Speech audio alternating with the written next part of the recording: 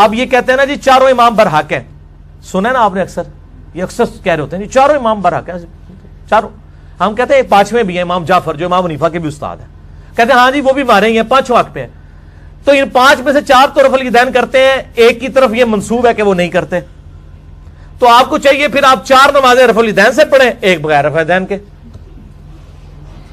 ایک ہوتی نا اگر تو یہ گزارا کر لیتے، فجر کی پڑھا دیتے رفع الیدین کے ساتھ، باقی چار جو پبلک نے پڑھنی تھی وہ بغیر رفع الیدین کے رکھتے. اب یہ چار کون سی پڑھائیں؟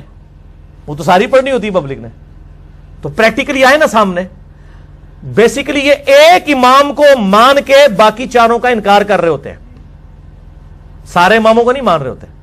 اور یہ میں جو دعویٰ کر رہا ہوں یہ بہت بڑا دعویٰ ہے، اور یہ پریکٹیکلی انہوں نے 300 سال تک خانہ کعبے میں چار مصلے رکھے ہیں، مصلی حنفی، مصلی مالکی، مصلی حنبلی اور مصلی شافعی.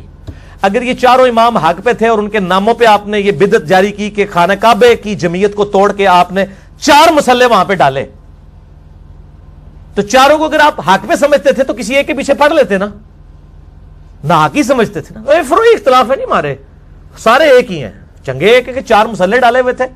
300 سال تک سلطنت عثمانیہ میں یہ بدعت جاری رہی. 1925 میں 1925 میں سعودی حکومت نے آ کے یہ مصلے اٹھوائے ہیں، اور وہ جو بلڈنگ تھی وہ 1955 میں توڑی ہے انہوں نے.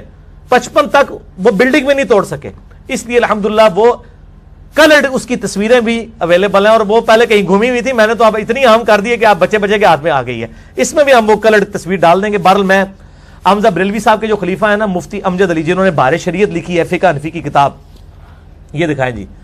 1995 میں یہ انڈیا سے چھپ کے آئی تھی، فرید بک سٹال دہلی سے.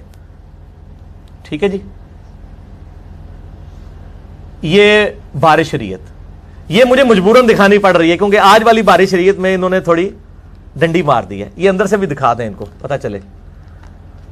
اس میں میرے زمانے جعلیت کا نام بھی لکھا ہوا ہے اوپر. ٹھیک ہو گیا جی، وہ بھی آ جائے گا. یہ 1995 میں جب میں ایف ایس سی کا اسٹوڈنٹ تھا اس وقت یہ کتاب میں نے خریدی تھی، اور میں نے اس وقت فقہ حنفی پڑھ لی تھی ساری، داڑھی مونچھ نکلنے سے پہلے. اس کو پڑھ لے، اس کی دونوں جلدیں. یہ پہلی جلد ہے، اس میں حج والا جو چیپٹر ہے نا جی، بہار شریعت کا ششم حصہ یعنی چھٹا، اس میں انہوں نے باقاعدہ خانہ کعبے کا نقشہ ڈالا ہوا ہے کہ چار مسئلے ہیں، دھیان نال بھائی اپنے مام نے پیچھے ہی پڑھنا ہے. اہم دکھاؤ جی انہوں نے. اس کی کلرڈ کاپی بھی میں نے نکال لی ہے، وہ انشاءاللہ ہم اٹیچ کر دیں گے. پہلے تو بہار شریعت سے دکھائیں جی ان کو، میں اور قریب ہو جاتا ہوں تاکہ اس کو تسلی سے یہ گول دائرہ کور کرنا ہے جناب. یہ آپ کے لیے قیامت تک کے لیے صدقہ جاری ہے.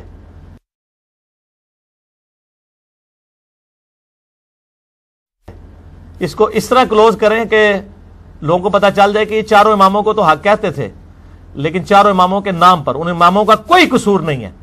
وہ وجیہن فی الدنیا والآخرہ ہے، حضرت عیسیٰ علیہ السلام کی طرح. قصور عیسائیت کا ہے. اسی طریقے سے ان لوگوں کا پیچھے قصور ہے جنہوں نے اماموں کے ناموں پہ یہ کیا ہے، اور انہوں نے چار مسلے کھڑے کیے تھے.